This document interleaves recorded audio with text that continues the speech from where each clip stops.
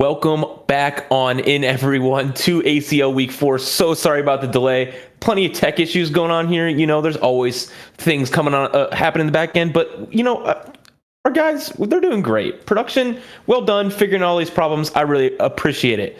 So, welcome on in. My name is CLE. Glad to be back here with first-time caster Alvaro. Welcome on in. This guy, listen, before he says anything, this guy is a YouTuber, short film, TikTok, educational TFT creator. So we're so glad to have him on. I know a thing or two about TFT. It's, like he says, my first time casting. So, definitely going to make some mistakes along the way. But I'm hyped to watch some high level TFT and just have a good time. Yeah, just drop some knowledge on us. That's what we're here for, right? I'm excited to cast alongside you and learn a few things as we go along. Yeah, we looked at the competition, and there's a lot of people that are trying to qualify for the playoffs. A lot of people are on the edge in this upcoming lobby, where a lot of hype matches are expected to be played for these next two games. Yeah, we have our currently second place in the standings, Skip Ace, being our lobby leader, that person that just really wants to win the regular season of the ACL. That's a huge deal. So they're really going for that. And then a bunch of people who are also fighting for that top 8, Shining Star being one of them, is really close to getting that first round bye. And then a ton of people fighting to get those precious spots in playoffs. It's definitely going to create a weird thing going on in these upcoming lobbies, because there's a lot of people that are so close to playing, so we might see some interesting play styles where people try and go for a first or 8th situation to try and guarantee a spot in the playoffs. Yeah, and we've got 4 people looking just outside of the playoffs, looking in, being Pie Hat, being Cramsey, being Kranos, being Zazu in this lobby, and also, Isak just being in right now. So it's going to be super interesting to see if these players can make it through. They're going to really need to perform.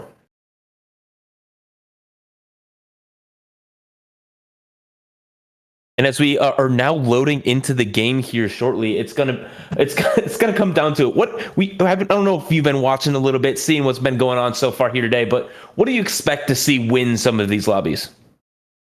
Well, in the previous lobby, that was Keen's lobby, and I noticed that one of his fun facts was that he enjoys free lobbies, and so he definitely has, must have had a lot of enjoyment on that last lobby, because he just went 1-1, right? Yeah, he sure did.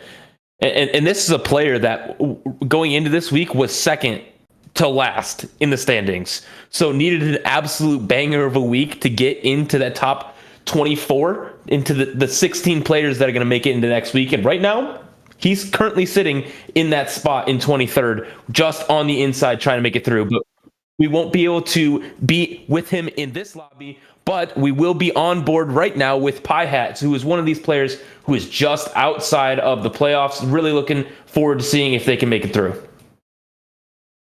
Yeah, the first thing I kind of want to talk about is, of course, item starts, right?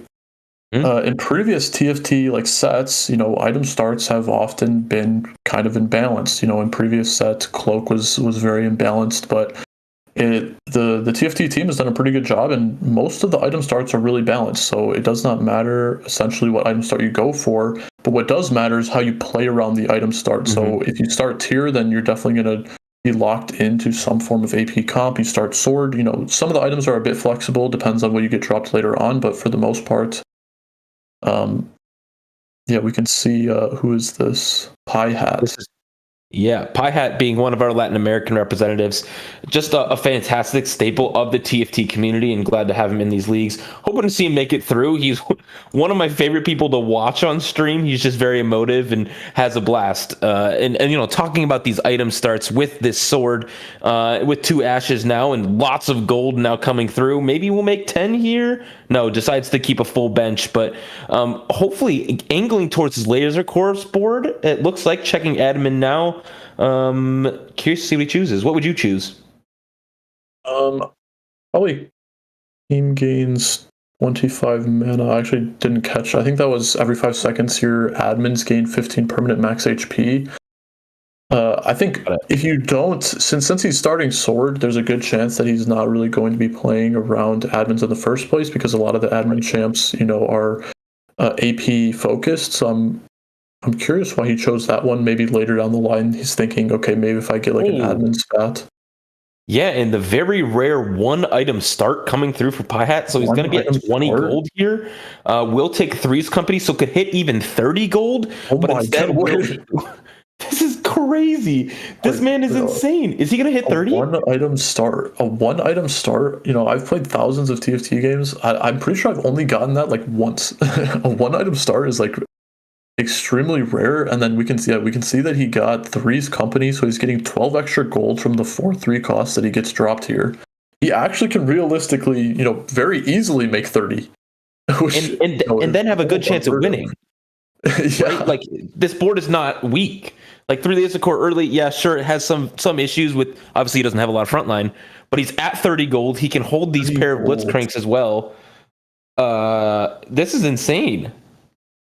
30 gold, yeah. And yeah, like you said, the 3 Laser Core, of course, it's not going to be strong enough for him to like realistically win some fights, but you can see that he's actually killing units, which all you really need is, especially if you're playing towards this lose streak game plan, which I expect him to go for, considering he has like one item component. You're not going to be able to be expected to beat that many people if you only have one item component.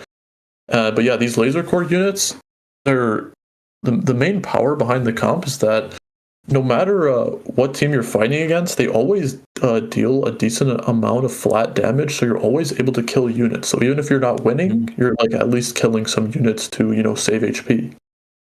Yeah, and Piehat is a person that really needs to pop off here, needs to get some first places, needs to actually like cap out super hard. Was only able to get 7 points in this first round, so not exactly what they're looking for, but sitting 3 points outside of the playoffs really just needs to push forward, get those high cap boards to try and win the lobbies. So hitting 40 gold here is a great way to do that. And you said, so who are we trying to follow this game? Because you said there were some players on the edge. I know Piehat was one of them, Zazu, Kranos, and I think there was one other one. It is Cramsey. Yeah, so let's take a look at some of these other guys' spots so we can see if they can realistically push to try and get a top 4. And we are on board with Cramsey here, the legend himself, sitting with some defenders and a Runan's Hurricane. So not a super strong board coming through here. Doesn't have 40 gold like Piehat does. So not in the best spot looking at the lobby. Even though he is lacking damage, though, we can see he has Electro Charge as one of his augments. That augment is really strong when you have a massive front line. Yeah, and since he has 2 defender with this Blitzcrank 2, he does have a pretty solid front line.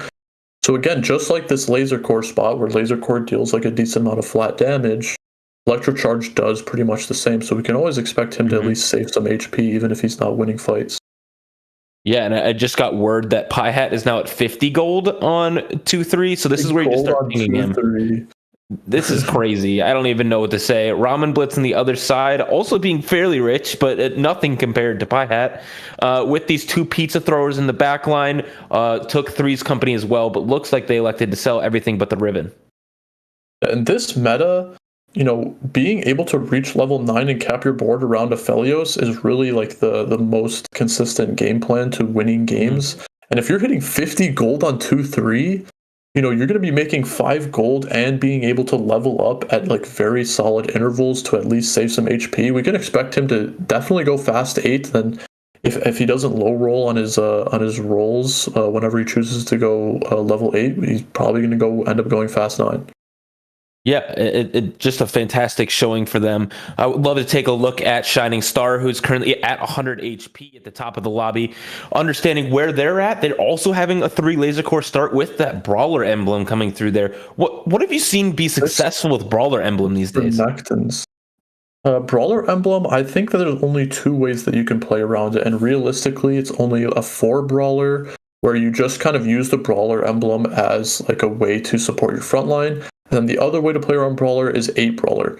You really don't want if you're gonna have the Brawler crest, you don't really want to invest into like 2 Brawler. It's really not like even worth the item. And then if you're playing 6 Brawlers, you might as well try and play 8 Brawlers. So yeah, that's basically like the 2 things that you want to look for. Yeah, and their admin was combat start team gaining that 20% HP shield. So if they want to go that 8 brawler, that Jax build that we so desperately loved back in the day, right? Could be really, really good. Yeah, that is definitely amongst one of the best admins that you can get for the brawler. Combat start, giving your team max HP shield. Combat start, getting your team some AP. Those ones are like the ones that you look for, and then also the stacking HP. But yes, one of those three are all like very strong, and since he's got that one on top of the brawler emblem, we can see he now has 6 Renekton's. Probably going to end up. I mean, yeah, 7 Renekton's. He's probably going to have a Renekton 3 by the time just for fun. Late stage 3. Yeah, Shining Stars is one of our players that was playing in the Golden Spatula Cup just this weekend. Did happen to barely get day 1. It feels so bad. Didn't quite lose the tiebreaker like one of our players did. One of our Aegis representatives did, but did perform well and obviously qualified for that tournament. So very good player, looking to maintain their win streak throughout the rest of stage 2 here. Possibly going that really fun Soraka board or even LeBlanc board that we've also seen, and also get that bye week going into the playoffs. Is currently sitting at rank 7 on our leaderboard. So looking to continue to top 4 and just play consistently. Yeah, so if you're looking at PieHat's board and you're a little confused why he's choosing to play this Renekton 1 over something else, there's 2 reasons. One, he can't make 10 gold unless he's able to only field this 1 cost unit, and 2, having extra Renektons in when you're fielding that laser core trait is actually really beneficial because every single laser core unit always gets a drone. So even though he still only has 3 laser core, we can see that 5 of his units are laser core units. So by the end of the fights, as long as there's one laser core unit left alive, they're gonna end up getting 5 of the drones instead of just 3. And he does find a Soraka here, so will this be what we see happening for Shining Star going that brawler start? Now playing 3 different copies of Renekton, which is just super fun to see as we switch over to Isok's perspective, who doesn't have any kind of streak going into Krugs, does have a 20 gold breakpoint. It looks like he'll try to hit here, but with the hacker crown crest, what do you play with that? Well, he's got this hacker crest, and we can see he has this Edge of Night as well. He's definitely going to be looking to play around Zed. His items also reflect that too, the components on his fetch. I would expect him to make probably Guard Breaker, and then go from there, play around the BF sword. Already having 3 hacker in is really good for that early direction. Having some upgraded units that they're going to want to plug in to keep that board strong. This Camille being a hacker already 2-starred will do a lot of damage. So definitely not a bad spot to be in for Isok.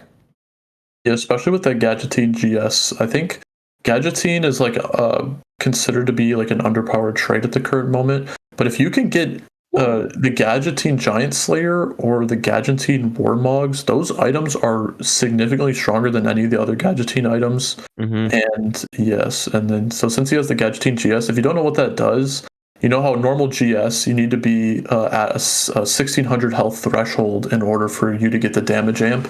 Well, the Gadgettine GS, you need to be at least have 1 HP to get the damage amp. So, you're always getting the damage amp, basically. Absolutely. We do have 2 win streakers to the top of the lobby, being Shining Star and Skippy. Shining Star did send it to 0, so has no more gold on bench. So where PieHat is super rich, Shining Star is very poor. We do see our augment choice coming in here at 3-2. All 3 cost augment choices will be the option, and will elect for this Zoe support augment. So I kind of want to actually point something out here. So in the previous turn, he was considered playing Annie over this Lulu, and he ended up choosing this Lulu even though he was lacking frontline.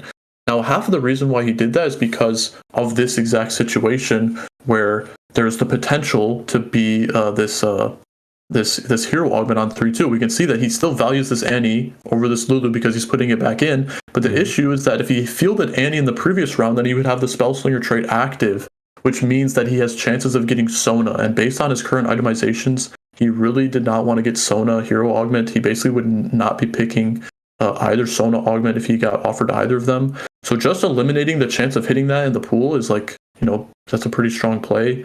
It increases his chances of hitting LeBlanc, Zoe, and if it was a 4-cost champion, then Zed, and that's definitely what he was prioritizing over units like Sona.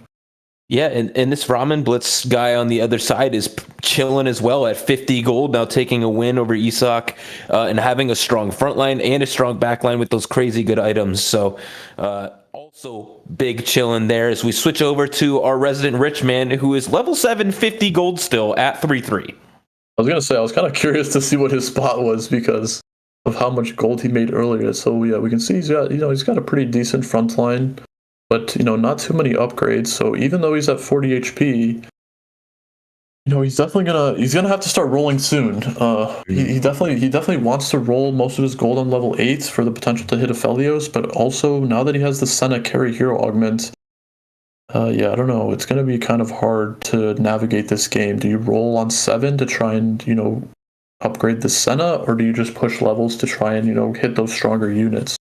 He might have locked himself in a losing strategy by choosing this Senna carry hero augment. Yeah, this is not looking too good for Pi-Hat. Obviously wants to play that sure shot route, which has proven successful, is very successful. But 29 HP at 3-3, obviously rich, but poor in health. Yeah. Yeah, I'm kind of confused why. I mean, I guess I didn't know. We can't see what all of his hero augments were, so maybe this just was the best one for his spot. But it's going to be, like I said, it's going to be really hard to play around the Senna unless he makes the decision to just stay on level 7 and roll for a Senna 3. But there's so many AD players in this lobby. It looks like a lot of people favor playing AD. And we saw a couple boards where people are trying to play around sure shots, so they have Senna on their board. People are trying to play around laser core, so they have Senna on their board. I don't think he's going to be able to hit this Senna 3 anytime soon. I do not think so either. Just hoping for Senna 2 probably to stabilize the board. But we'll level to level 8 here on 3-5, finding a Leona though. So we'll start to find some of these really high valued people able to slot in mech here as well to build up a better front line and keep Aegis in as well. So this will start to become a little bit stronger as we go through, but our man that was so rich now is so poor here heading into these last stages of 3-5. I guess maybe this is what I was talking about earlier, where people are really committing to just this, first or 8th play style, because I don't know if I necessarily agree with this play here. Going down to 0 gold, while your board is basically has no upgrades, he's basically just saying that he's just Hail Marrying to pray that he hits an Aphelios naturally. Yeah, and just wants to get these natural shops on level 8 that are just going to push his board into just the strongest thing in the lobby. The tempo is very high for Pi-Hat now, being level 8, able to slot in all these units, basically having a Fawn, right? Or almost 2 over everyone else in the lobby. Yeah, I mean, if he is able to find, one Urgot, one Aphelios, one Fiddlesticks, then his spot is very salvageable. But, that requires some pretty decent high rolls. So, yeah, I don't know. We'll definitely take a look at his spot later, probably maybe on 4-2 or whenever he chooses to roll. But let's try and look at some of these other players' spots here, figure out. Yeah, let's see if Shining Star will keep this win streak going into this last round. It'll be very important for them as we switch over there. And we do see an Urgot with the Brawler emblem on it already. He found it on level 7. Looks like naturally, not really rolling much. Not able to find his Renekton 3 quite yet. But Cramsey on the other side with Into the Night. Obviously a really good augment, but this board will not have a chance against Shining Star. He had 7 Renektons on I think 2-3, and he still has 7 Renektons. So you can see he basically is giving up on it now after selling that one Renekton. But I mean, I would too. Yeah, he so you can see how he's fielding both 2 of these Sennas. It's because he has the Senna support hero augment, where basically it reads it gives all of your adjacent units 20% AD. So you know how Janna has the weather, right? So every single one of the hexes around Janna, that's basically what it means by adjacent. So not just to the left and right, but all the way around Senna. You can see he had Urgot in both, next to both of the Sennas, and it does stack. So he was giving this Urgot, a massive amount of AD with that, with the double AD stacking. Yeah, and Okay. Why do you think he took out all of his damage units just so Urgot would cast?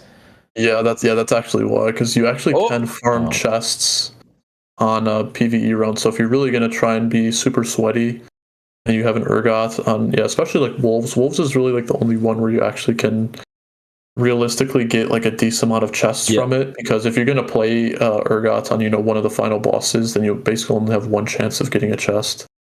Yeah, and Shining Star is absolutely chilling here at 100 HP, 10 streaking. So we will switch over to one of our other perspectives to see how they are doing, and we'll check back in for Shining Star, who will be here a while. But Isak has rolled down, has 3 Hacker, has found this Zed, now putting Hacker emblem onto just a random Poppy. Not able to find Zed 2, though, is pretty huge. Yeah, so it looks like, okay, let's think about this itemization here. He's choosing to slam Ginsu. He could make, there's so many different options here. He could make Gunblade, he could make Guardbreaker, he could make IE, he could make Zeeks. He chooses to make Ginsu, which I think makes sense because he needs to get rid of he needs to kill the rod somehow. Mm-hmm. But I mean, I'm kind of confused why he's not choosing to slam something else because he needs to, he's also getting pretty low here. Yeah, and we do see our last augment choice will not be as exciting as the other ones, will be a silver augment choice, something that will push these boards into as strong as they can be. Able to find the Z2, though, for Isak will be huge. Now able to slam these items for Hacker, bringing a lot of that healing already in. So I'd be curious to see if they do slam that Guardbreaker instead because of the Omnivamp that Hacker brings. 70% Omnivamp is not something to, wince at. So he probably doesn't need to build Gunblade here, even though Gunblade is a really powerful item. Yeah, you can expect Guardbreaker. Guardbreaker is probably the next best item that you can make with these items. I think maybe, I don't know. Yeah, it looks like I have no clue. Still not even. It looks like he still doesn't want to slam anything. Yeah, or maybe even just Morello on Zoe, even though there's no blue buff. But Ramen Blitz on the other side, level 8 now, having in for sure shot with the Samira 2. This is going to be a board that is going to be a force to reckon with for the whole rest of the lobby and for the rest of the game. So this board from Isak being level 7-0 gold versus this board from Ramen Blitz being level 8-0 gold. It's not looking too good for the rest of the lobby. Yeah, it looks like he's actually able to win this fight. So he's basically saying, look, I don't even need to slam these items, but I'm really curious what he's greeting for here. Yeah, it is curious to me what he's greeting for. We'll have another round before that. Pie Hat also seems to be quite stabilized, not taking another loss. He's still at 20 HP, so that's really good. Skipeus and Zazu, who had that Talon 3 with Mirror Image, so 2 Talon 3s on the board, has been quite strong and is now win streaking as well.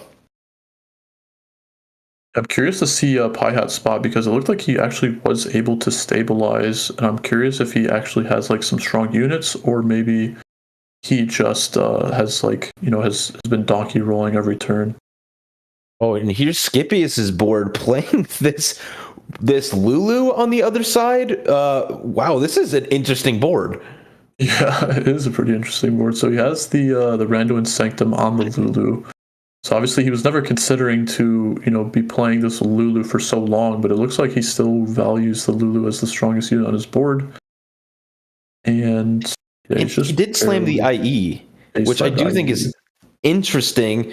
Obviously, it's doing a ton more damage and healing a lot more. This Ginsu's getting up to almost 60 stacks by the end of this fight. We'll get to 60s. Kind of crazy. That Zed was attacking so fast, and that IE made him do so much more damage. I'm not sure why he didn't slam that earlier. Yeah. I'm pretty confused why he should have made Guardbreaker there. IE is actually pretty suboptimal on units like Zed because a lot of the power in the item IE is in the fact that it allows your ability to crit, but Guardbreaker also gives you crit, and Zed is one of those units where he does most of his damage with his auto attacks. Mm-hmm. So yeah, it's not super valuable. IE is really only strong on units like Aphelios, and honestly, that's basically it. Samira can use it pretty well, but Samira also does most of her damage with her autos. Yeah, we're on board with Cramsey now, who has the 6 duelist board with the Into the Night being chosen, not finding a single Zed on a roll down is quite devastating. We'll want to slam another Edge of Night on somebody to get that extra damage, but this is not looking too good for them. Yeah, it's looking like it's going to be an Edge of Night and a Zeke's. But and we'll face this board. We just came from Esok's board with the Zed going straight onto the back line. This double Edge of Night, though, could be enough, but the KO will make the Zed stick around. So this could be death for Cramsey. This is a lot of units left alive. Only 4, so it's only stage 4, so he will not be going down here. I actually kind of like what Esok did with, so he actually went for Guardbreaker anyways off of Carousel. Mm-hmm. So I guess his main idea is that he was going to go for that anyways, and then he chose to put the hacker emblem on Bel'Veth. So this is like a bit of like a Zed Bel'Veth dual carry, which I think is like pretty cool. Especially since getting the hacker crest on that Bel'Veth, getting 70% Omnivamp. It's obviously a lot more powerful of an itemization than like BT. BT only gives you 20% Omnivamp. Mm-hmm. So that Bel'Veth is going to be staying alive for a while. And especially with one of these carries focusing on that front line, being that Bel'Veth, and then one of them getting hackered to the back line. Just truly a back to front to back, both options being great options for that board over there. But this could be it for Cramsey, man. Facing this Lulu carry on the side of Scipius, something that he has now carried all the way to level 8, hoping to stabilize there. And this front line from Cramsey is just not it. It is going down like crazy. The Vayne continues to ramp up, but nothing is really dying with that extremely tanky Cho'Gath on the front line. So Cramsey will be taking a very fast 8th place. I mean, Gadgeting Warmogs, like, what can you say? Like, it's just he basically getting the Gadgeting Warmogs is what sealed the Kofton on Cramsey. Cramsey ends up going 8th, but I think he must be confused here, maybe because he thought he didn't die, and then maybe he took some extra stage damage afterwards. So it was like a bit of a surprise that he ended up dying. I don't think he's surprised that he probably would be happy if he knew that he got 7th versus 8th, but it did not look like he was happy there. So yeah, it definitely was a reaction to him dying. I'm kind of curious what he ended up losing to, but yeah, it was pretty expected. Like, you can't, when everyone else is making really good use out of their hero augments are pretty comparable to prismatic augments, and the way that he was using it was he was carrying a Senna. So I don't think. Yeah, it was not a great board there from Pi-Hat, not able to quite put it together with all that gold. The 3-cost augment was not really what he was hoping for, something more late game focused that would give him an incredible amount of direction. But so we'll be going out there in that 7th place. Not ideal. But we do see Esok now streaking. Zazu also continuing to streak at 60 HP as well. But Esok is, with this board that we've been talking about so much, is kind of chilling, even though he's not level 8 yet. I realized what he was greeting now. It's because he really wanted to get Bow off of Carousel so he could make this last Whisper, because since most of his damage is coming from Zed and Bel'Veth, he really wants armor shut on at least one of them. So if they sync up and attack the same unit, like, that unit is getting obliterated. But he was not able to get Last Whisper. He popped the Anvil there, and the best items that he could make with what he had was Locket and TG, which were not the worst, but he really wanted this the final item on that Bel'Veth. Yeah, Ramen Blitz dropping down to 17 HP there is very much so in danger of dropping out in 6th. We do see Scipius's board, which did not win that last round, but has really grown up. That Lulu has now turned into a Soraka with many different 5 costs on the board now. So that is quite a strong board. And now we're on board with our win streaker through much of the game being Shining Star. We do see Kranos getting a Kaisa 3 on the right side, which could spell disaster for a lot of the lobby, that being one of the boards that caps very high. Zazu's board here with this Renegade board with extra Ox Force. I believe this is 6 Ox Force now. It is 6 Ox Force with both of these Talon 2s jumping around to the back line, really just absolutely terrorizing the lobby at the moment. Yeah, we haven't seen Zazu, I think, for the entire game. So yeah, I didn't even realize that there was this talent player in the lobby, but we can see it's putting in some pretty massive work. Well, something to note is that basically, a lot of the people that are finding success in this lobby are all playing 2 admin on their board. Now, of course, we don't know what each of their admins are, but 2 admin is actually like a very strong trait. If you kind of compare the benefits of what most of the admins give you, it's pretty comparable to like a gold hero augment. So yeah, the 2 admin trait is very splashable. If you can find one that fits like the comp that you want to play around and it makes sense with it, then normally you do want to play around, these 2 admins. Yeah, 2 admins seems to be succeeding quite well in this lobby. Shining Star eyeing level 9 here shortly and going to have a lot of gold in the bank, but who doesn't have gold in the bank is Ramen Blitz on the other side, only with set 1 as a front line, but does have this 4 sure shot board, which is quite strong, especially scaling into this late game. Ramen Blitz hoping that they can steal one more placement, maybe going 5th in this lobby. It looks like they will take this round win, which is huge for them as long as this Aphelios doesn't wipe the board. It does not. So Isak does take a big loss, but Ramen Blitz does not gain any placements that round. Yeah, Philios is pretty widely seen as being stronger than Samira too, but obviously, there's a lot more factors that play in. And the fact that I think Ramen's front line was just a little bit stronger, so was able to hold on longer. And, basically, if the Samira gets on your backline before the Philios gets on your backline, then you already know that it's going to be putting in way more work. And just like you were calling out earlier, Isak now able to get that last whisper to place onto that Belveth, which will start doing so much work shredding that armor, able to make this board do so much more damage. Something that he's really, really looking forward to. Shining Star, we do see hitting a Leona 2 for this front line. So we'll be running a Mech Leona 2 as the premier front line.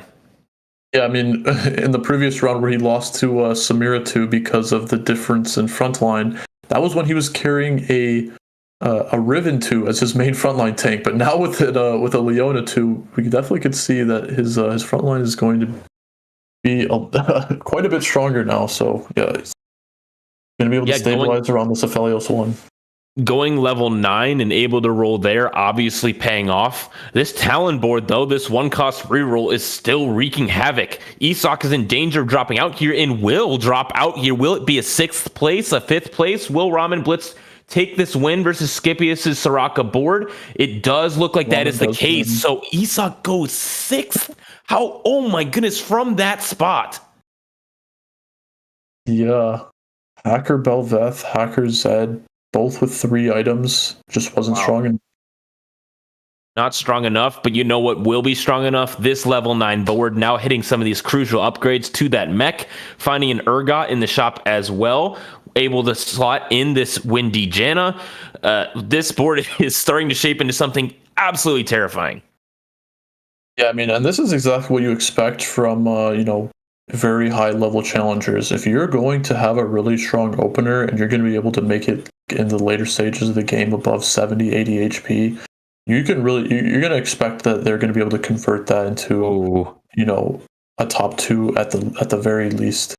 You say that now, but this 1-cost reroll is absolutely demolishing everyone in the lobby. This will send out Shining Star in He's actually going bot 4 with the Leona 2. He did a little mistake on his position there. The Talon, he I guess something slipped his mind. He forgot the Talon player existed. He put his Aphelios in the corner. His main damage dealer got sniped, and the rest of the board just crumbled. This is absolutely insane. This is not what I would have thought to happen at all within this lobby. A guy with 40 gold on 2-2, going 7th. Some of these level 9 boards that are absolutely insane, going bot 4. TFT, as much as it makes sense sometimes, this is the moments where I'm just questioning everything. And I was curious why he was using the mirror image to copy this Talon, but I think that last fight shows you exactly why he was doing it. If you're able to, Talon really benefits from, sniping those important units. And if you can have one talent jump and more quickly, get rid of a unit in another corner, then the other talent is going to be able to jump and really deal some damage to the unit, to the other furthest unit. And that played like a big role in how he was able to kill the Felios, which ended up winning the fight. Yeah, and now Zazu, we did see hitting on the right side of our screen, hitting that Aphelios too. So that board with the Talons will continue to get stronger. Scipius's pivot from that Lulu board now into this Soraka board has been one that's just kind of been just a thing of beauty to watch. Watch him pivot into this a completely different board, as we do see Scipius facing the ghost of Zazu here, who has this Aphelios 2, who has an Urgot 2, and of course, these Talon 3s just jumping to the backline and absolutely assassinating all of these priority units that are doing damage in these comps. But this Talon may go down here in the backline, but it continues to jump around to safety. This Soraka 2 looks like it may be too much for this board, though.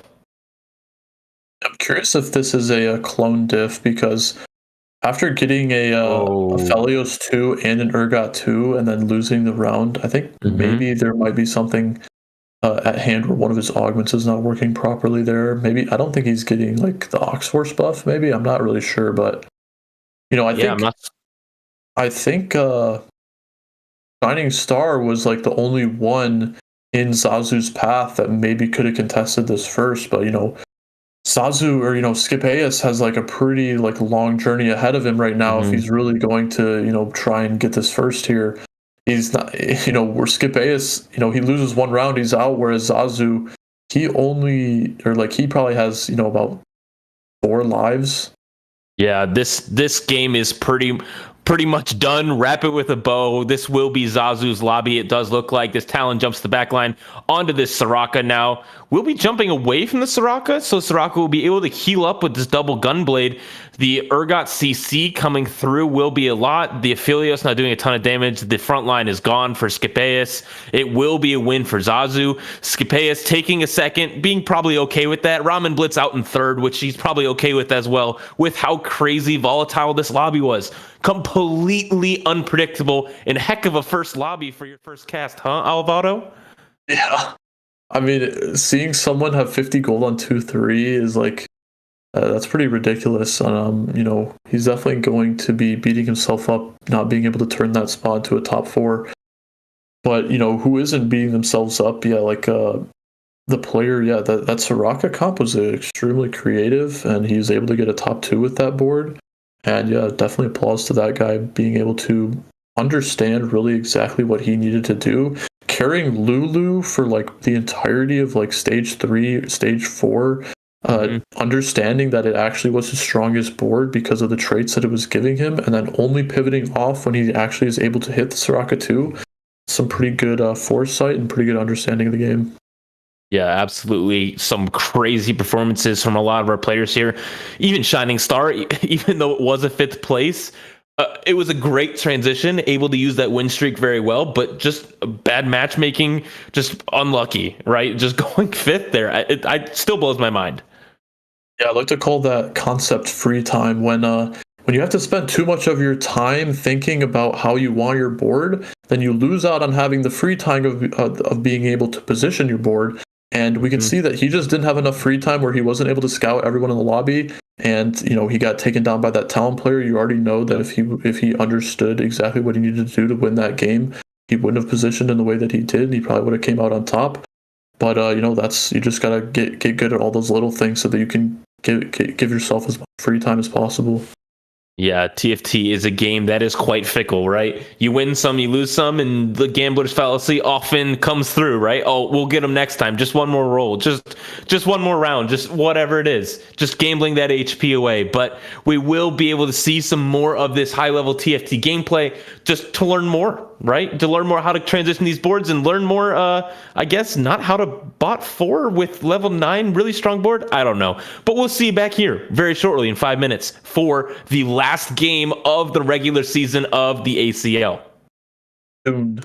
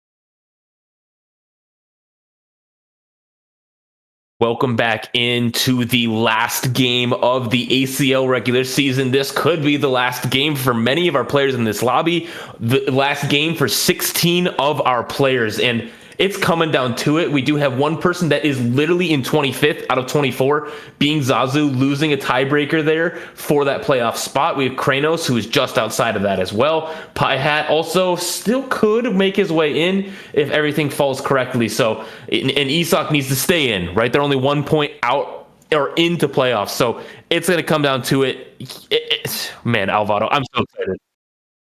Yeah, tensions are definitely building, and we can expect this last game to really be like a real crazy one because in the previous game, there was a lot of wild things going on, and if we, if these players, show even half of what they did in the last lobby, we can also expect some more wild situations rising.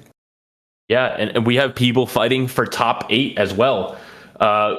Scipius is now 2 points off the top spot, but we do have Shining Star, who's in 8th, so barely getting that by, and then Ramen Blitz is eyeing that position 2 points behind, as we do hop on board with Pie Hat, who was the richest player I've ever seen last game.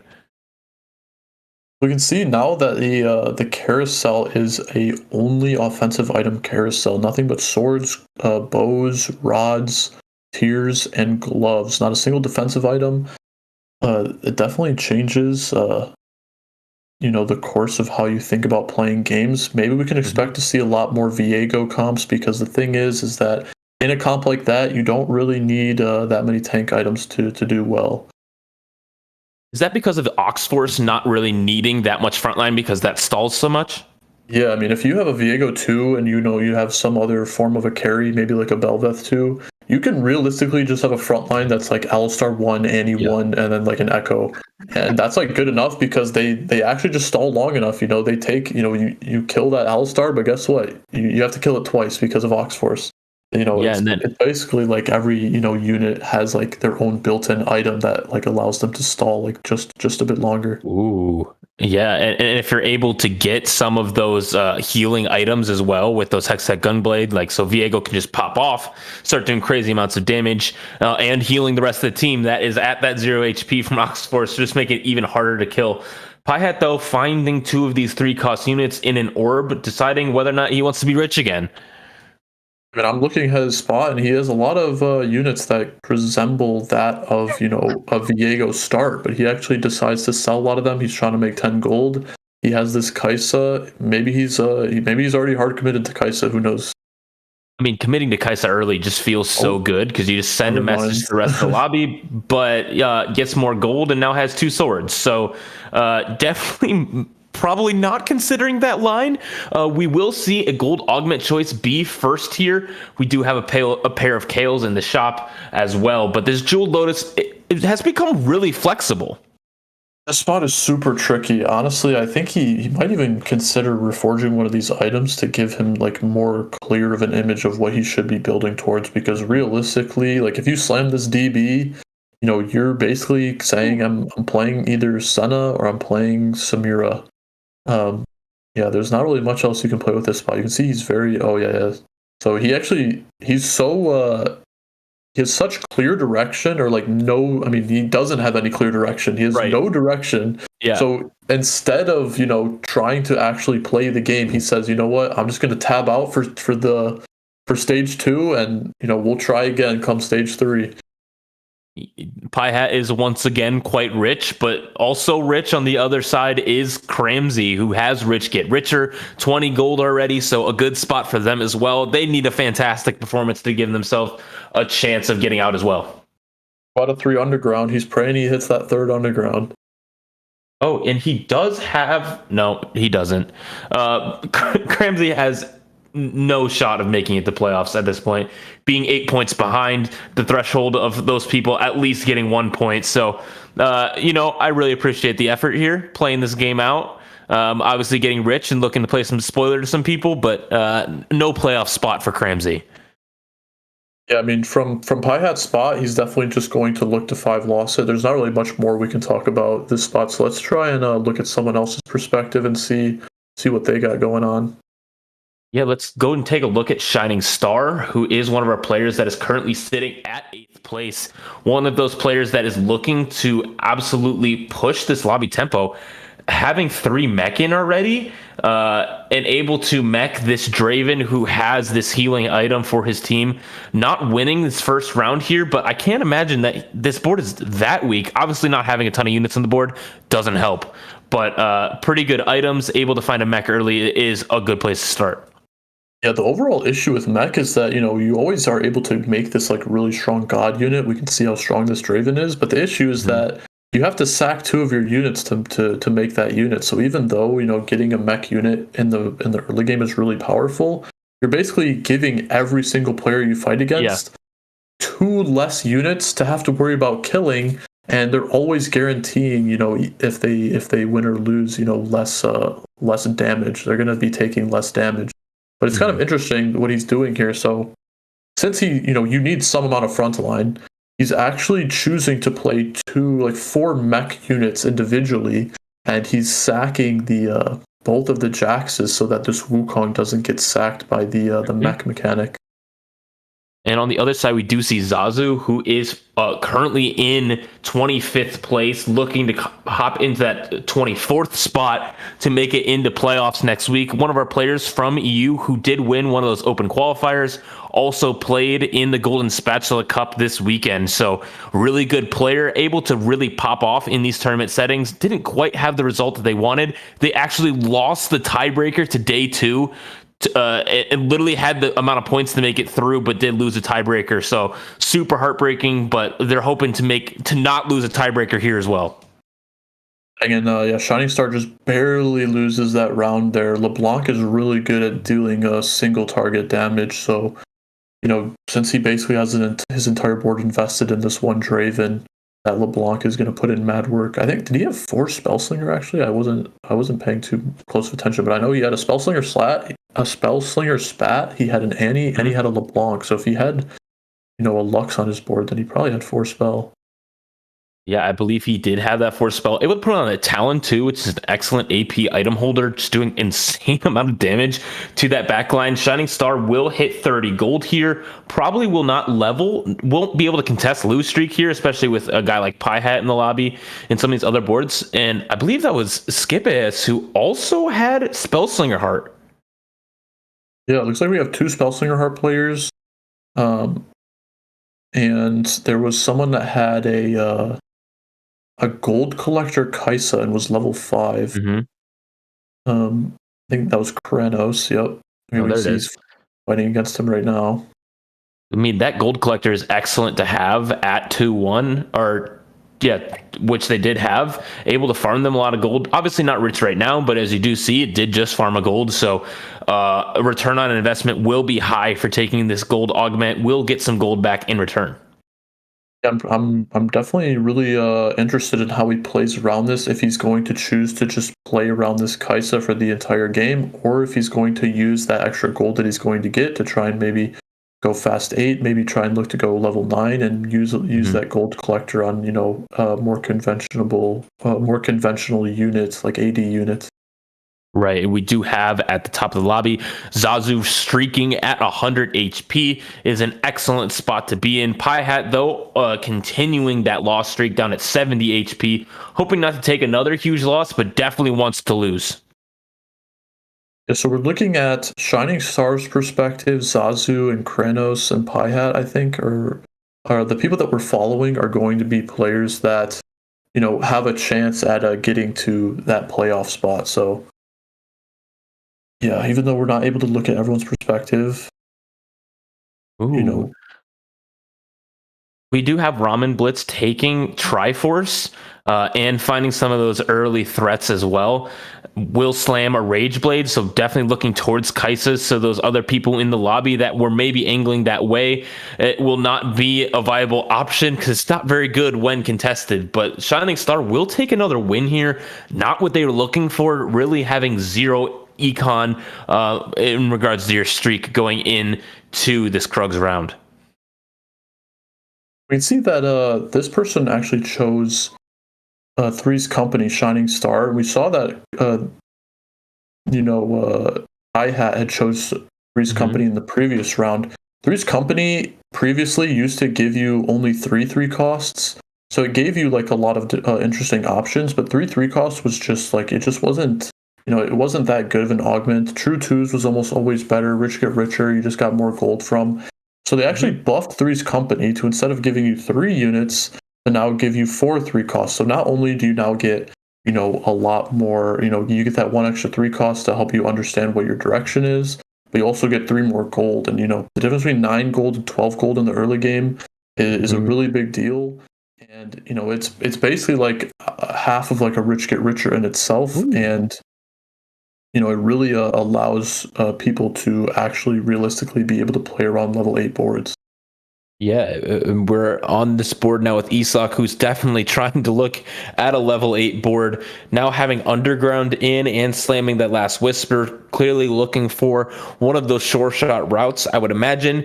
Having Underground in only looks like for the last 2 rounds and able to get 2 wins there. But Kranos also now swapping in to this Kaisa board here. So Ramen Blitz and this Kranos guy will both be going for those recons. Yeah, we can. He had like a lot of different options before Kranos did. He could have chose to play around Kaisa, or he could have chose to play around AD. But we can see that now he's fielding 4 recon units, and he made this Shiv. You can see his bench as well. He's holding all those threat units. He has a Kaisa pair. He's basically saying that, I'm committing to Kaisa. One of the stronger comps in the game right now. In a previous meta, a lot of 3-cost rerolls were really strong. We can think about, Jax, when Jax was really strong, Kaisa was really strong. But the only 3-cost reroll comp that kind of came out of that, previous meta was this Kaisa comp, and we can still see that this Kaisa comp has is still very powerful.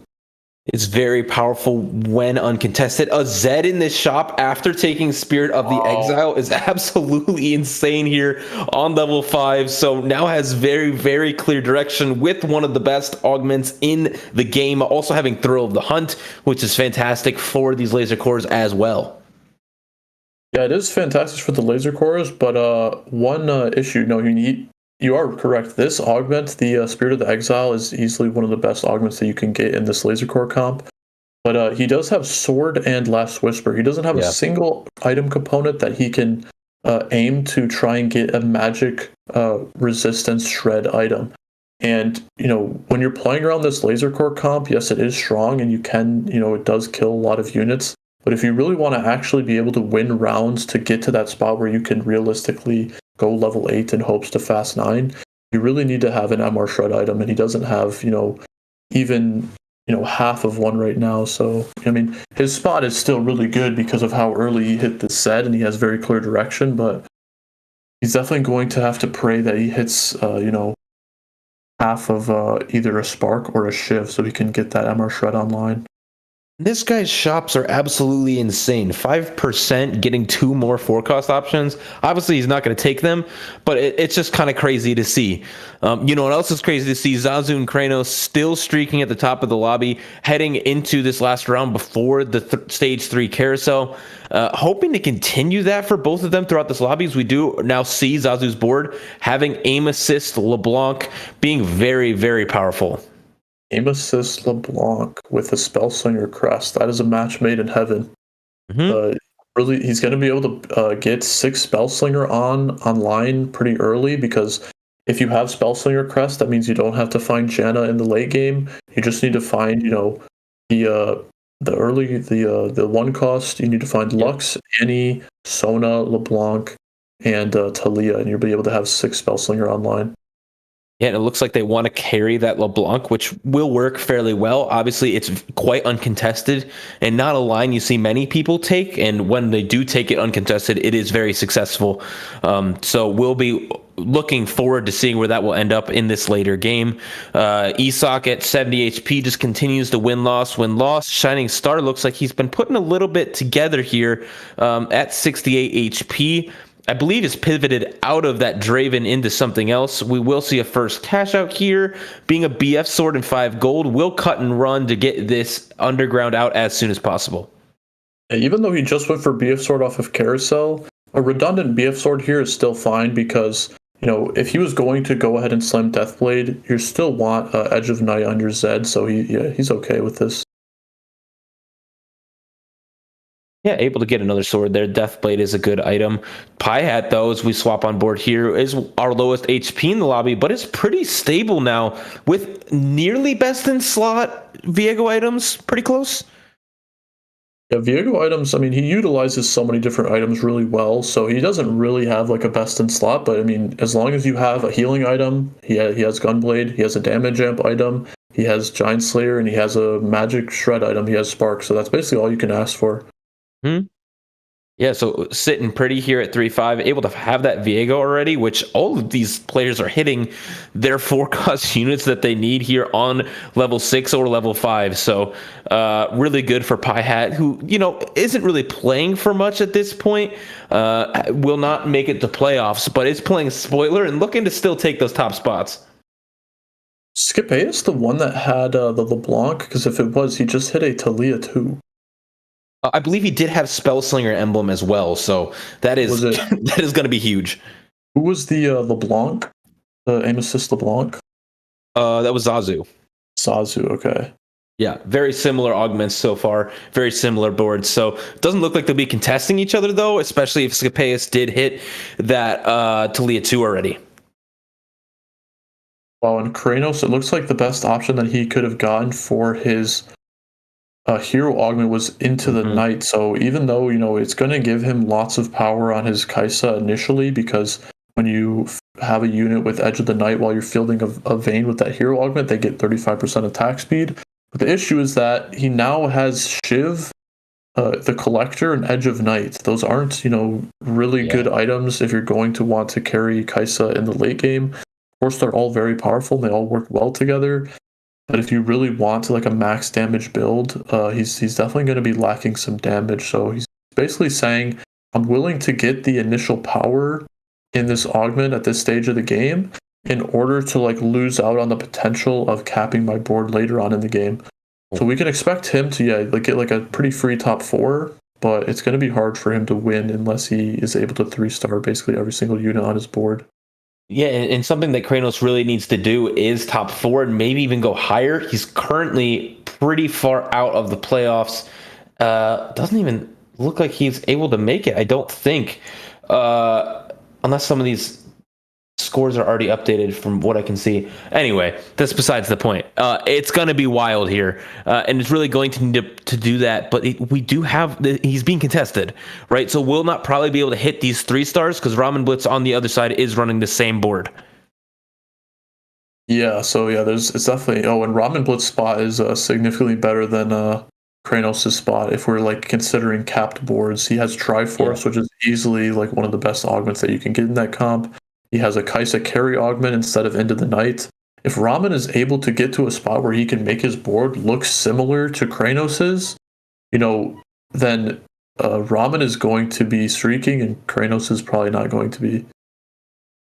Yeah, but the big difference here is that HP. Kranos has 98 HP on a win streak, so has lots of gold from that as well. Ramen Blitz, though, is hitting some upgrades we do see on the right side as we go through our last augment choice, being another one of these gold augment choices. Able to find one of the best ones for this comp, Pie Hat does, able to get that Ox Force crest. Yeah, a couple interesting decisions coming from Pie Hat here. So you could see that, we looked at his perspective from the beginning of the game. He's the one that full opened, and he had a sword, and then he had this Reforger. And so he hasn't used the Reforger since then, and he chose to make this Bramble here. So I think maybe he should have considered, utilizing this Reforger to make it so that maybe he could make both of these items immediately to make his board that much stronger. He also passed up on a Sunfire board. We can see half the reason why he passed up on Sunfire board is that he actually ended up rolling, and then he now has this Aesol on his board. Yeah, and Shining Star, one of the players who's currently in the top 8 getting that bye, now in danger of dropping out in 8th place. Will not drop out of playoffs, but may drop out of this top 8, which is so crucial for getting that first round bye. We've seen so many people that are such good players, especially in Golden Spatula Cup this weekend. Shining Star being one of those players, Zazu being one of those players, Skipeus being one of those players that all dropped out on day 1 because they weren't able to get through. So getting that first week bye is absolutely huge. So if Shining Star does go out here, that will drop them out of that top 8 spot.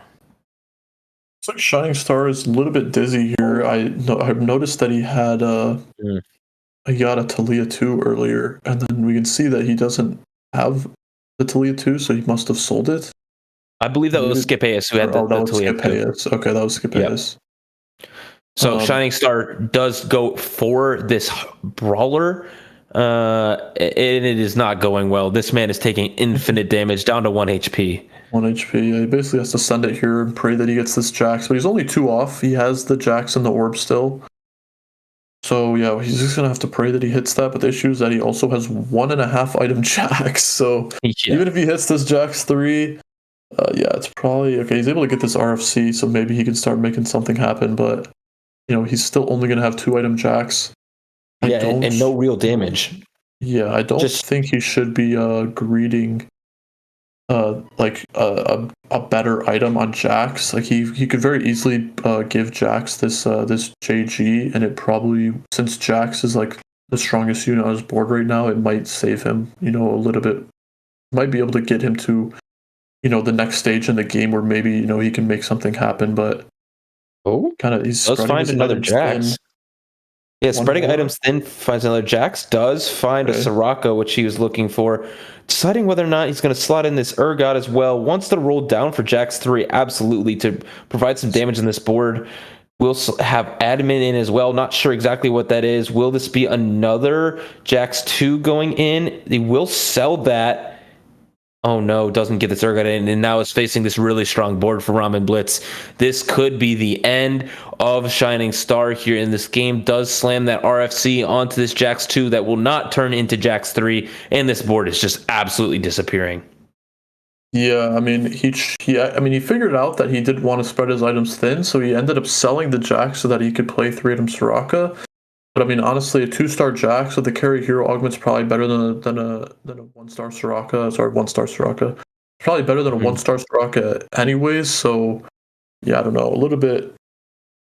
I mean, it was a hard spot because obviously it looks like he was low rolling his position, but yeah, and like selfishly, like obviously he wanted that top 8 spot, but selfishly I like watching Shining Star play. So we will get to see him next week, which I'm looking forward to. I know that's just a weird take, right? But it's fine. But Isak, though, is at 25 HP, playing 5 laser core, just stuck here, not able to find the Ashe maybe, or just deciding not to play it. But that's obviously not the strongest board you can play, no?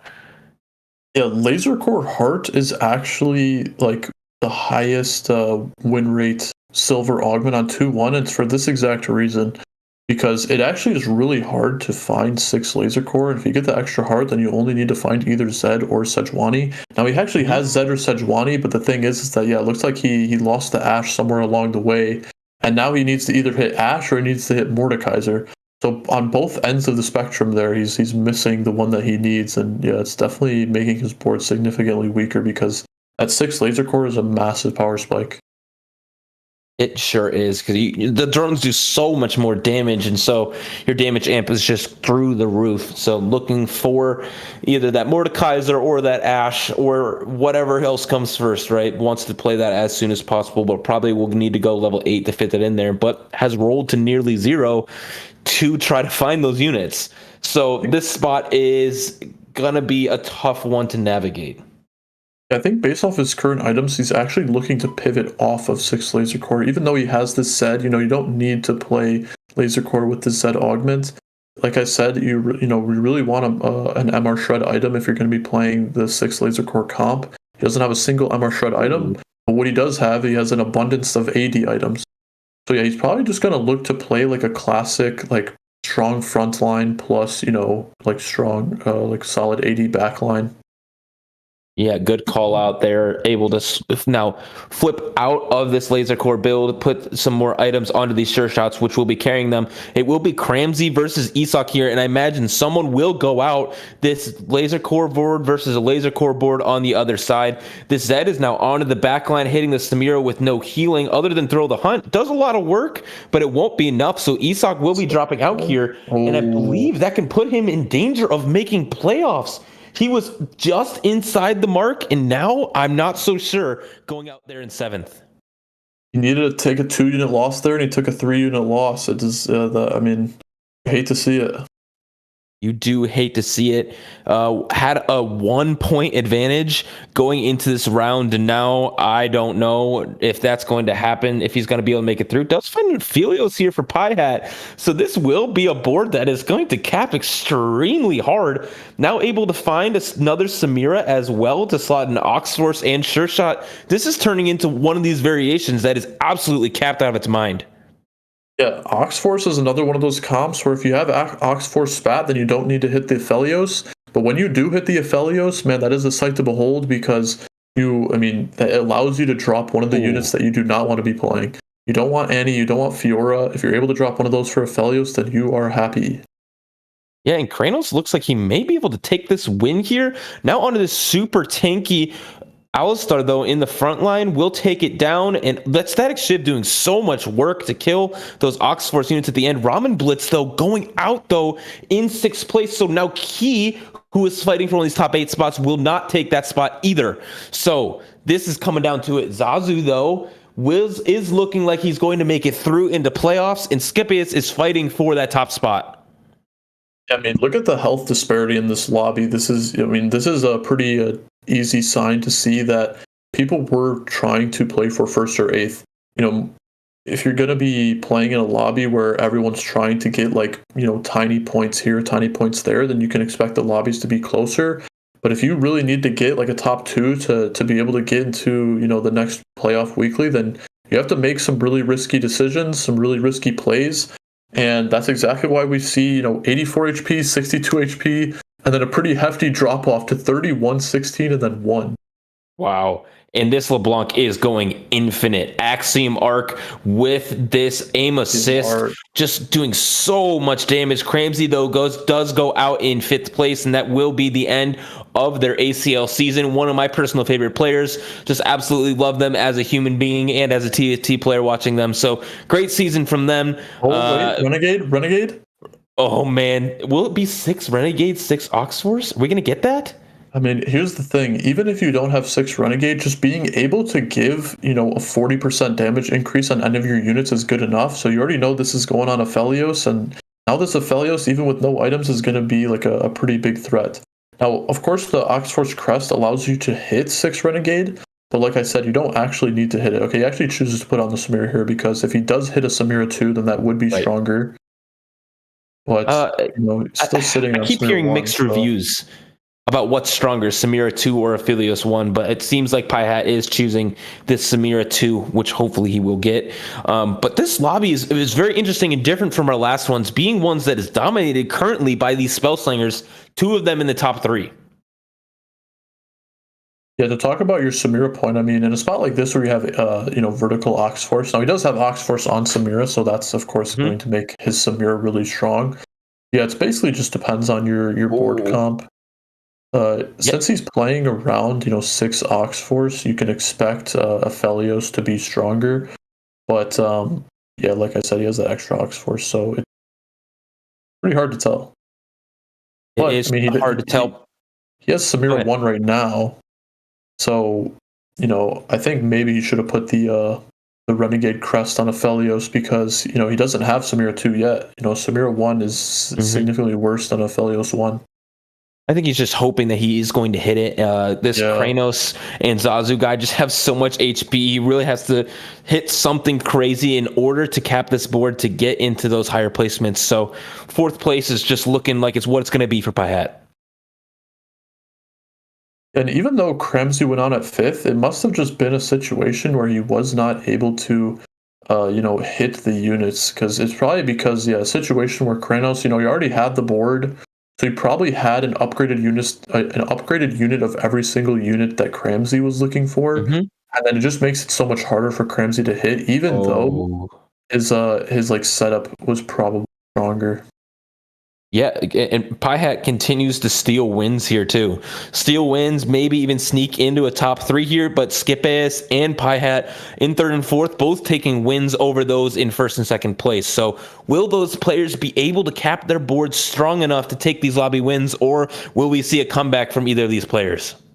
Yeah, look how he's positioning this Urgot here. He really is just trying to get that one chest. Gotta farm, gotta optimize, right? I mean, yeah, look, if you can get 3 gold for free, then it's 3 gold for free. So I mean, you can't blame him. Will take every bit of an advantage they can get, and it will not pay off, at least this time. Maybe another tidal wave coming in. Oh, Urgot dies. So no extra gold there. I do love the effort there from Pie Hat. Clearly a good player, thinking about each way to min-max every little situation. Yeah, I mean that is how you get better at the game. So these last last item choices coming through here, able to put those items onto Aphelios. Will it be a good roll here for Pie Hat? It will not. That is a terrible roll. Got him into Samira. Yeah, rolling for Samira will not hit, it does look like. So this board will not be as capped as he would like, but will hope to seal another win here versus Zazu, who just hit a Talia 2. Yeah, I like that play there. He's basically saying he's putting it all on the line. You know, he can't realistically fit this Urgot on his board, so he sold the Urgot to try and he had exactly 6 gold, so you know he had one shot to hit Samira, but you know does not come through here.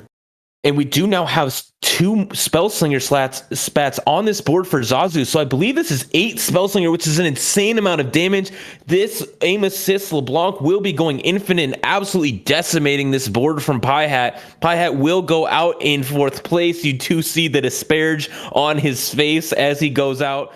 Excellent performance by them. I love them being a part of our community. It's just an excellent player to have representing the Latin American community so well. And you can see that he has this LeBlanc too, but you're actually mistaken because with 8 Spellslinger, that LeBlanc is now a LeBlanc 4. Yeah, basically. LeBlanc, I mean, if he's able to hit, I mean, yeah, he doesn't even have any LeBlancs on his bench, so he's not even able to hit LeBlanc 3. But like I said, with 8 Spellslinger, you do not lead LeBlanc 3 to cap your board. I mean, he has 8 Spellslinger Fiddlesticks, 8 Spellslinger Urgot. Yeah, this Urgot's farming infinite. This Fiddlesticks is doing insane amount of damage, and Zazu looking like they want to take that 1st place. But this board from Skippy is absolutely deleted the front line because of this full damage version of Talia, but it's not going to be enough because, of course, this LeBlanc 4 just goes infinite. LeBlanc 4. Yeah, he basically has perfect items as well. Shojin, so that he can, he at least is going to be able to cast a couple times. And then he has, JG Guardbreaker making such good use out of all that extra HP. He's getting extra crit. He's getting damage amp. Practically, the best items that you could ask for in that situation. Yeah, and Skippius is fighting for the top spot in our regular season. I don't believe they can actually get it because Cardax had a really good last game, but it's going to be really close.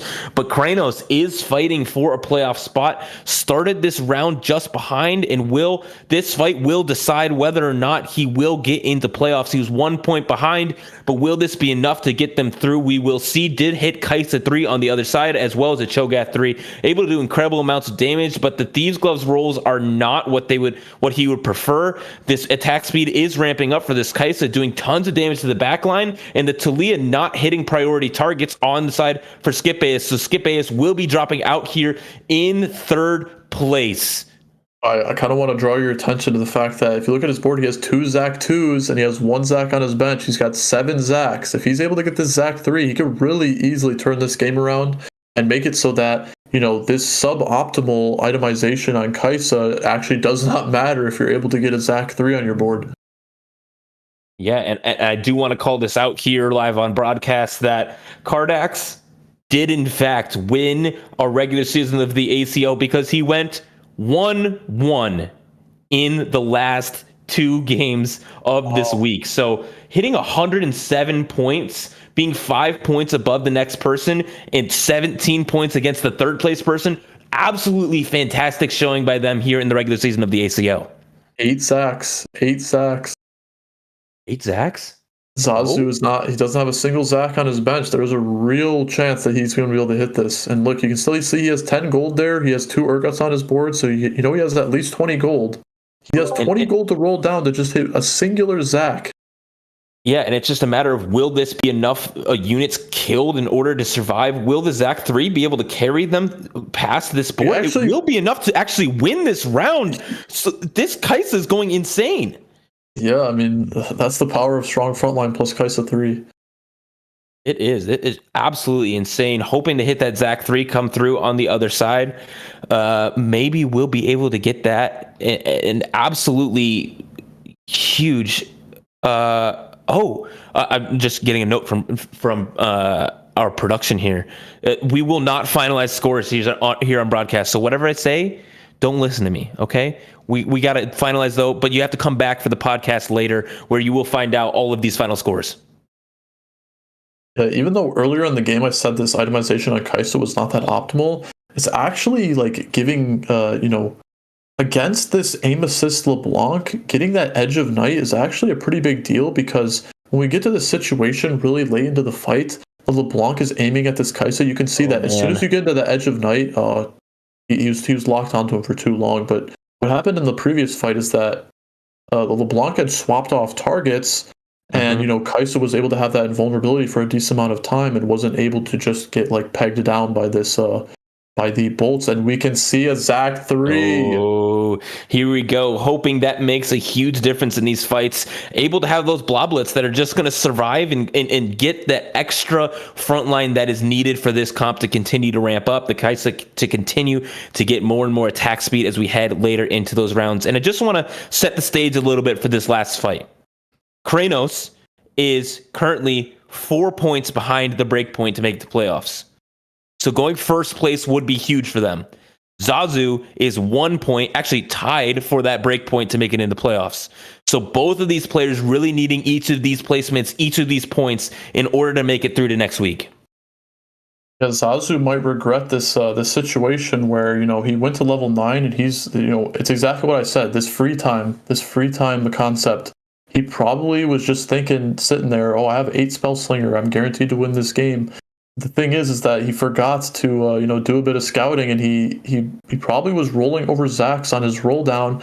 And now that Kranos has this Zach 3, he's really going to be able to, Zach drops 4 blobs. Yeah, this is going to decide the game here. This is going to decide their fate if Zazu is able to take this win here. 8 Spell Slinger versus these tons of 3 stars on the side for Kranos. Will it be enough? We do have this LeBlanc popping off, but now is stuck onto these Zax, and it will not be enough. The Kai'Sa now taking a round win. We will be seeing one more fight at 7-2. Yeah, if you couldn't tell, that was for sure a Zach 3 diff. I mean, when the Zach split up into those blobs, it was basically the last frontline unit he had left. It was his only hope, but then, he drops the 4 guys, and, a LeBlanc has to spend, extra time, even if she is able to get a cast off to take them down. That's extra time. Getting having to switch targets, having to kill each individual blob. That's going to give you a lot of stall. Yeah, Absolutely, a lot of stall. A ton of stall. And as we head into this last fight of the last week of the ACL, of the last game, who will take the crown in this last game? Will it be Zazu or Kranos? This LeBlanc is continuing to ramp up, but Kai'Sa's attack speed is ramping. The Zach has not yet died, and this fight is now completely lopsided. Kranos will be taking the lobby win, setting themselves up to get an excellent chance to get into playoffs here in the ACL and to play next week and have a chance to compete for the crown. Zach 3, Kai'Sa 3, Cho'Gath 3, all the 3 stars. And yeah, I mean, even though he had a LeBlanc 4, he needed a LeBlanc 5. He needed if that unit was 3. golden. Yeah. He would have been golden. Yeah, it came down to it and just wasn't able to quite secure that win. But I do believe that will probably place them into playoffs. I would imagine. I believe it will also give Kranos a really good fighting chance. May or may not get them through. I will not leak live the updates because I'm not sure if they're confirmed. I will let production let me know here shortly. But just fantastic couple games here towards the end to wrap it up. Some crazy finishes, just some people absolutely performing when they needed to. It was just so fun to see. Yeah, lots of interesting comps there. I mean, the best part about TFT is that, towards the like halfway point after a set, when they really start to be able to balancing all these units and you're able to play, such a variety of comps. In a tournament scene like this, I mean, I don't even know how many different comps we saw. We saw LeBlanc, Viego, Zed, Spellslinger comp, Sure Shot, like backline, so many different combinations of units. And I mean, it's just really exciting to see some high level TFT played right here. Yeah, and really flexible meta. We saw so many different things do well. So, Spellslinger dominating that last game through much of it was quite surprising. And then this Kai'Sa board coming through, while it was contested through a lot of the game by Ramen Blitz, able to pull it through there for Kranos. So I do have permission now to leak these final standings to let you know who did get through. And I do have the pleasure of saying that Zazu, with that performance, did get through into the playoffs. Hey. I know, fantastic showing by them. But I do have sad news. Oh no. That win was not enough. Kranos did not make it through. Will lose out by 2 points even. Will not. Zach 3 diff did not quite get all the way through. We have to say goodbye to some of our favorite players here on broadcast. Do want to shout out the last Cardax being the champion of the ACL regular season, absolutely dominating and hitting 107 points total for the season. Wow. Absolutely fantastic thing. And if you're not able to see these group stage standings, I would highly encourage you to go look at them. They're in the Discord under the ACL section. It's just, wow. I'm in shock. We have 8 players going through to week 2 already. That being Cardax, Skipeus, Seb, Knickknack, Super Flames, as well as our other 4 players, Joshi Chan, Dr. Vitas, and Anox.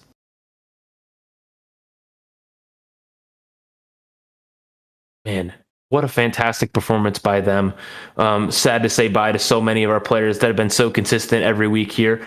And just looking forward to seeing some high-level TFT over playoffs in these next few weeks and then into finals there at the end.